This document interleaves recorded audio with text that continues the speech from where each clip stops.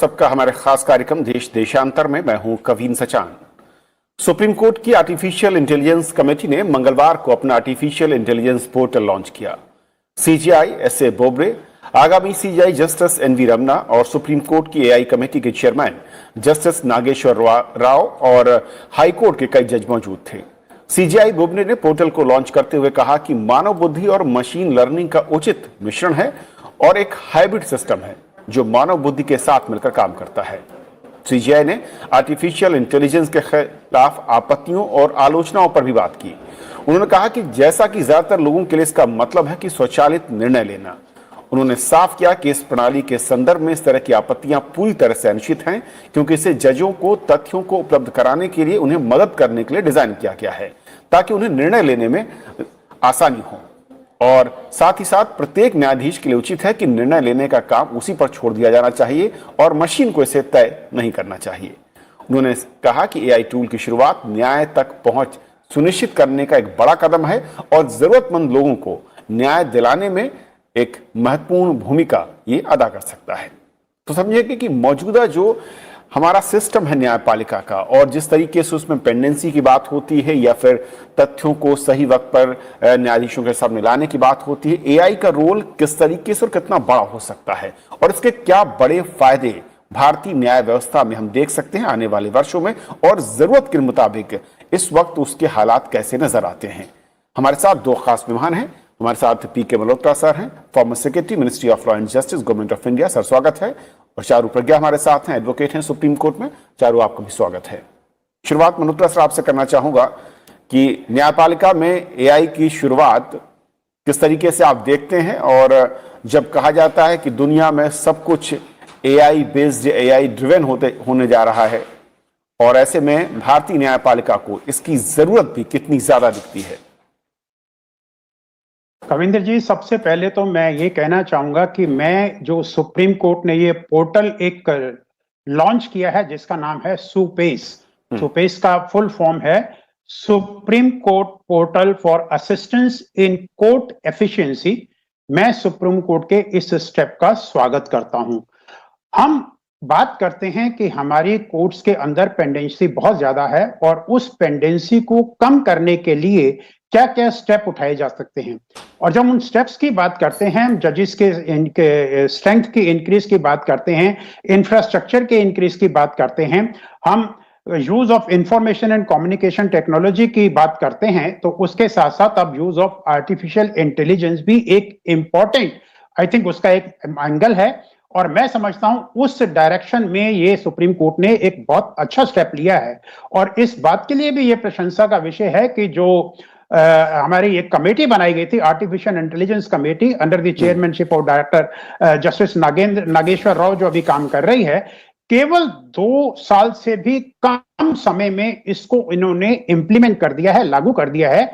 जबकि अगर हम कंप्यूटराइजेशन और use of information and communication technology की जुडिशरी में बात करें तो ये प्रोसेस मिड 90s में शुरू हुआ था। मतलब हमें 25 साल से ऊपर लग गए इस स्टेज तक पहुंचने में। जब स्टार्ट हुआ तो स्टार्ट हुआ कि हमें सभी कोर्ट्स को कंप्यूटर प्रोवाइड करने हैं। कंप्यूटर प्रोवाइड करने के बाद में हमने ये कहा कि कंप्यूटर के ऊपर सिर्फ आपको इंफॉर्मेशन मिलेगी, लेकिन हमारा कम्युनिकेशन जो था वो नहीं हुआ। फिर हमारा वन वे कम्युनिकेशन स्टार्ट हुआ कि लिटिगेंट तो अप्रोच कर सकता है कोर्ट को थ्रू कंप्यूटर, लेकिन कोर्ट जो है लिटिगेंट को अप्रोच नहीं करती थी। फिर एक स्टेज आई जब आपको जजमेंट भी थ्रू जो है कंप्यूटर मिलनी शुरू हो गई, आप अपने डॉक्यूमेंट्स भी जो हैं थ्रू टेक्नोलॉजी जो है कोर्ट में फाइल कर सकते हैं, वो स्टेज आई। और अभी बिकॉज ऑफ कोविड-19 पैंडेमिक की स्टेज आई कि जब आपने कोर्ट की वर्चुअल हियरिंग भी स्टार्ट कर दी। हालांकि वर्चुअल हियरिंग का फायदा सब लोगों को नहीं हुआ, ऐसा कहना है कि एक ही पर्टिकुलर सेक्शन जो है उसको इसका बेनिफिट हुआ। लेकिन मैं समझता हूं अगर इसको लंबे समय के हिसाब से देखा जाए, फ्यूचर के हिसाब से देखा जाए, तो फ्यूचरिस्टिक अप्रोच को ध्यान में रखते हुए ये एक बहुत ही अच्छा कदम था। हालांकि हमारे ऊपर फोर्स किया गया, लेकिन आने वाले समय में बहुत सारे ऐसे मैटर हैं जिनका डिसीजन थ्रू वर्चुअल कोर्ट के द्वारा किया जा सकेगा। आर्टिफिशियल इंटेलिजेंस भी उसी डायरेक्शन में एक बहुत अच्छा स्टेप है। और जैसा कि चीफ जस्टिस ने पोर्टल का इनॉग्रेट करते हुए और जस्टिस नागेश्वर राव ने और चीफ जस्टिस डेजिग्नेट ने इसको बहुत क्लियर किया कि डिसीजन मेकिंग जजेस के हाथ में ही रहेगा। डिसीजन मेकिंग से पहले वाला जितना काम है उसके लिए आर्टिफिशियल इंटेलिजेंस का यूज होगा कि आपने जो भी डॉक्यूमेंट लोड किए हैं वो सिस्टम में आ गए, आपने जो अपने आर्ग्यूमेंट देने हैं वो सिस्टम में आ गए, सिस्टम उसको कोलेट करेगा, क्या इंपॉर्टेंट फैक्ट हैं, क्या उसमें इश्यूज इन्वॉल्व हैं और उस इश्यूज के ऊपर क्या केस लॉ है। ये सारी चीजें जिसके लिए पहले रिसर्च की जाती थी, रिसर्च एसोसिएट होते थे, रजिस्ट्री करती थी, जजेस को अपना समय लगाना पड़ता था, उन सबको अपना इन चीजों के ऊपर समय नहीं लगाना पड़ेगा। ये आर्टिफिशियल इंटेलिजेंस के जरिए मशीन कर देंगी। आर्टिफिशियल इंटेलिजेंस है क्या? आर्टिफिशियल इंटेलिजेंस है क्या?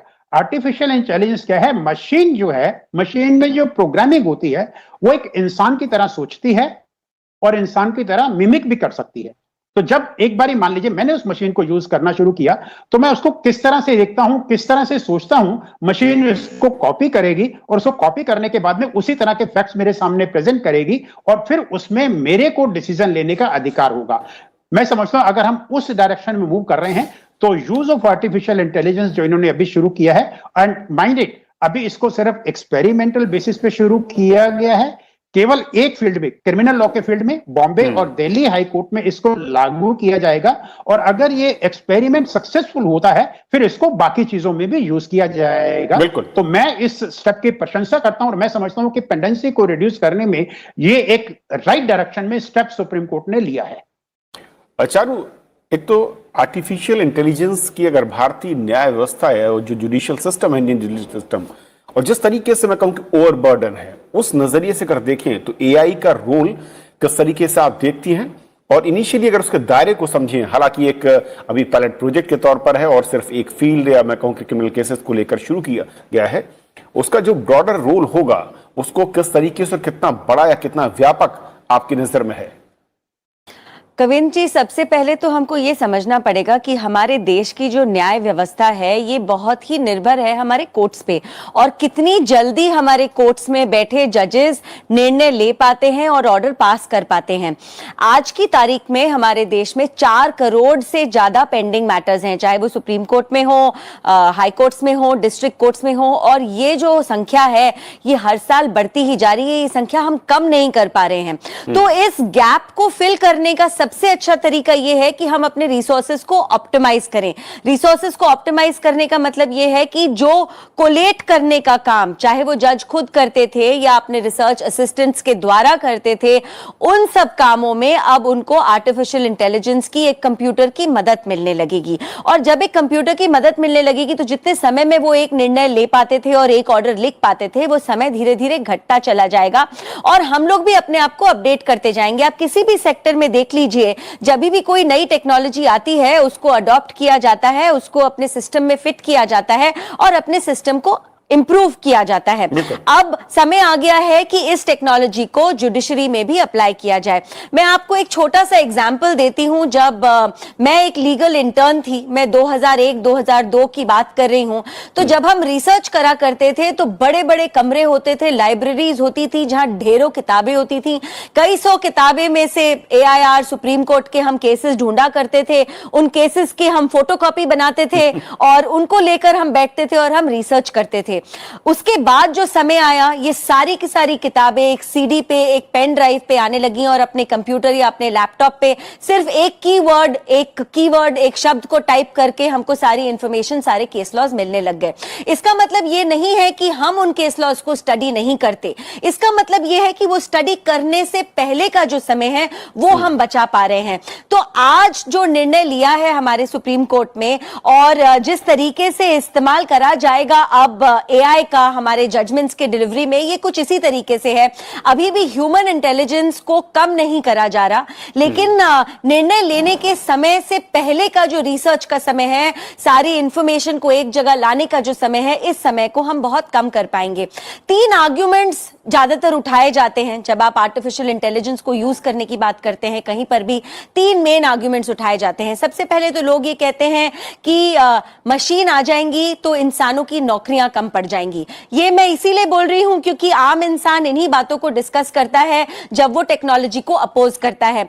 तो हमारे चीफ जस्टिस ने हमको बहुत अच्छे तरीके से समझाया कि एआई का यूज सुप्रीम कोर्ट में यूज होने से या किसी हाई कोर्ट में यूज होने से किसी की भी नौकरी पर कोई आपत्ति नहीं आएगी।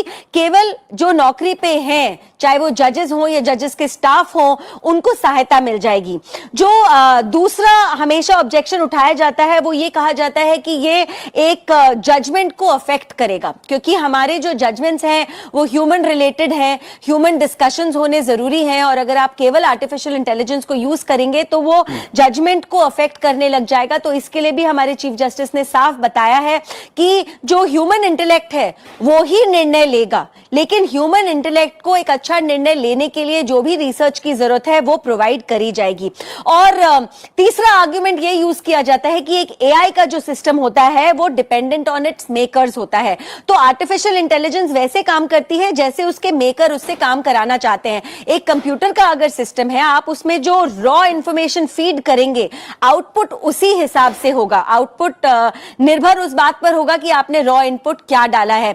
तो यहां पर भी हमको यह समझना पड़ेगा कि हमारे देश में ढेर सारे केसेस ऐसे हैं जो ऑटोमेटेड हैं। मैं आपको एग्जांपल बताती हूं, जैसे कि आप नेगोशिएबल इंस्ट्रूमेंट्स एक्ट की बात करें, चेक बाउंस का केस हो गया, या मोटर व्हीकल एक्ट की बात करें जो रेगुलर फाइन्स के केसेस हो गए, या फिर कॉन्ट्रैक्चुअल या कॉर्पोरेट लॉ की बात करें जहां पर ज्यादातर केसेस बहुत ही ऑटोमेटेड होते हैं। तो इन केसेस में तो बहुत ही ज्यादा सहायता हो जाएगी और ये केसेस जल्दी जल्दी खत्म हो जाएंगे। और यहां पर एआई को एक असिस्टिव टूल की तरह यूज करा जा रहा है। एआई कोई निर्णय नहीं लेगा, एआई कोई जजमेंट नहीं लिखेगा, लेकिन एक असिस्टिव टूल होगा। आप ये समझिए कि एक जज का असिस्टेंट बन जाएगा एक कंप्यूटर, और मिलकर जब एक कंप्यूटर की नॉलेज और प्रोसेसिंग एक ह्यूमन इंटेलेक्ट के साथ जुड़ जाएगी तो हमारी जुडिशरी बहुत एफिशिएंट हो जाएगी, बहुत जल्दी काम कर पाएगी, और जो हमारा जो सिस्टम ऑफ डिस्पेंसिंग जस्टिस है वो स्पीड अप हो जाएगा।